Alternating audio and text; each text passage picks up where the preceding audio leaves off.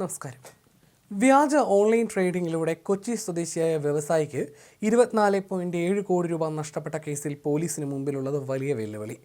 കേസിൽ പ്രതി ചേർക്കപ്പെട്ട ഡാനിയലിനെ കുറിച്ച് പോലീസിന് ഒരു തുമ്പുമില്ല. വ്യവസായിയെ കബളിപ്പിച്ച കമ്പനി ക്യാപിറ്റാലിക്സ് രജിസ്റ്റർ ചെയ്തിരിക്കുന്നത് കാലിഫോർണിയയിലാണെന്ന് സൈബർ സംഘം കണ്ടെത്തി.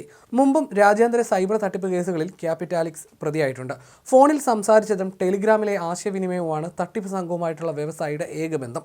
പേരിനപ്പുറം മറ്റു വിവരങ്ങളില്ലാത്തത് അന്വേഷണത്തിന് വെല്ലുവിളി സൃഷ്ടിക്കുന്നുണ്ട്. അതേസമയം ഇത്തരത്തിൽ ഒരാൾ ഉണ്ടോ എന്നുള്ള സംശയവുമുണ്ട് പോലീസിന്.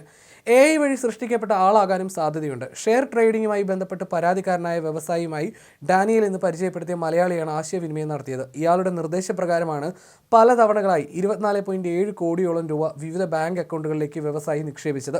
ഫോൺ വഴി മാത്രം ഡാനിയൽ എന്നയാളുമായി ബന്ധപ്പെട്ടിരുന്ന വ്യവസായിയുടെ മൊഴിയിലാണ് അന്വേഷണം.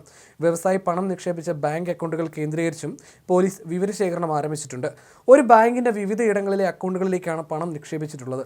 പരാതിക്കാരനുമായി തട്ടിപ്പ് സംഘം സമൂഹ മാധ്യമങ്ങളിലൂടെ അടക്കം നടത്തിയ ആശയവിനിമയങ്ങളുടെ പൂർണ്ണ വിവരങ്ങളും അന്വേഷണ സംഘം ശേഖരിച്ചു.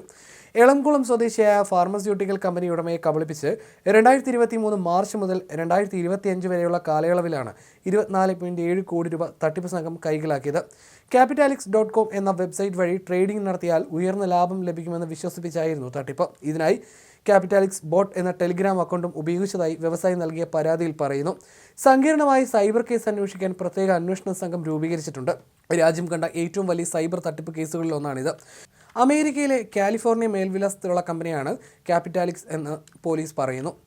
നേരത്തെയും നിരവധി സൈബർ തട്ടിപ്പുകളിൽ പ്രതിസ്ഥാനത്ത് വന്ന കമ്പനിയാണിത്. ഗൂഗിളിൽ ഒന്ന് പരിശോധിച്ചിരുന്നെങ്കിൽ പരാതിക്കാരന് അത് വ്യക്തമായേനെന്ന് അന്വേഷണ സംഘം പ്രതികരിക്കുന്നു. കമ്പനി യഥാർത്ഥമാണോ, ഓൺലൈൻ ട്രേഡിംഗ് നടത്തുന്നുണ്ടോ, ഇന്ത്യയിൽ ക്യാപിറ്റാലിക്സിന് രജിസ്ട്രേഷൻ ഉണ്ടോ എന്നും പരിശോധിക്കണം.